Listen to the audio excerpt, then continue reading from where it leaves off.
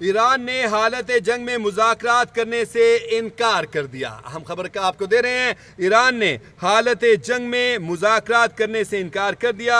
ایران نے قطر اور عمان کو آگاہ کر دیا کہ حالت جنگ میں مذاکرات نہیں کریں گے۔ ایرانی عہدیدار کا کہنا ہے کہ تہران حملے کے دوران مذاکرات نہیں کرے گا۔ ایرانی عہدیدار نے کہا ہے کہ جب تک حملے جاری ہیں مذاکرات ممکن نہیں۔ ایرانی عہدیدار کا کہنا ہے کہ اسرائیلی حملوں کا جواب دینے کے بعد مذاکرات ہو سکیں گے۔ ایرانی عہدیدار نے کہا ہے کہ عمان اور قطر سے کہا ہے کہ وہ جنگ بندی کے لیے امریکہ سے بات کریں۔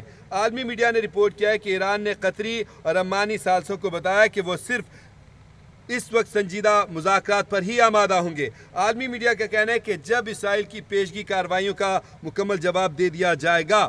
آپ کو بتائیں ناظرین، عالمی میڈیا نے رپورٹ کیا کہ گزشتہ جمعے کی صبح اسرائیل نے ایران پر اچانک حملہ کیا۔ اسرائیلی حملے میں ایرانی فوجی کمان کی اعلیٰ قیادت کو نشانہ بنایا گیا۔ ایرانی جوہری تنصیبات کو شدید نقصان پہنچایا۔ اسرائیل کہتا ہے کہ یہ مہم آنے والے دنوں میں مزید شدت اختیار کرے گی۔ اہم خبر یہ ہے کہ ایران نے حالت جنگ میں مذاکرات کرنے سے انکار کر دیا ہے۔ ایران نے قطر اور عمان کو باقاعدہ آگاہ کر دیا ہے کہ حالت جنگ میں کسی قسم کے مذاکرات نہیں کرے گا۔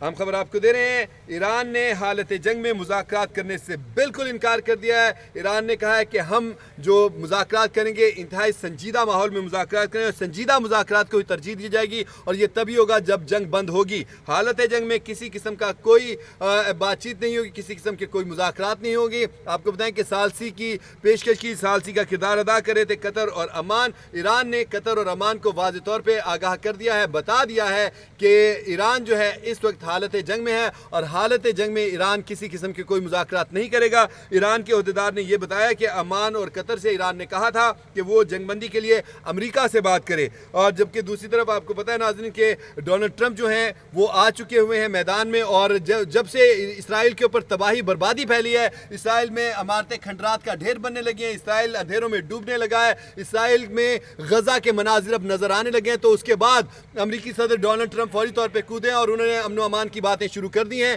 انہوں نے کہا ہے کہ اسرائیل اور ایران کے درمیان بھی جنگ بندی میں کروا سکتا ہوں، بالکل اسی طرح جیسے پاکستان اور بھارت کے درمیان جنگ بندی کرائی تھی۔ انہوں نے کہا کہ میں اس طرح کے کام کرتا رہتا ہوں، ایسی جنگیں رکواتا ہوں، یہ میرا الحمدللہ، اور انہوں نے کہا کہ یہ میرا کام ہے، میں اس جنگ کو رکوا سکتا ہوں، لیکن مجھے اس کا کریڈٹ نہیں دیا جاتا۔ امریکی صدر کریڈٹ لینے کے چکر میں انہوں نے شکوہ کیا کہ مجھے پاک بھارت جنگ رکوانے کا کریڈٹ نہیں دیا جا رہا۔ انہوں نے کہا میں پھر بھی، عوام سب جانتے ہیں، ان کو پتا ہے کہ میں نے جنگ رکوائی ہے، اور انہوں نے کہا کہ میں اب ایران اور اسرائیل کے درمیان بھی جنگ جو ہے وہ رکوا سکتا ہوں۔ تاہم ایران نے حالت جنگ میں مذاکرات کرنے سے انکار کر دیا ہے، اور دونوں ثالثوں قطر اور عمان کو اس سے آگاہ بھی کر دیا ہے۔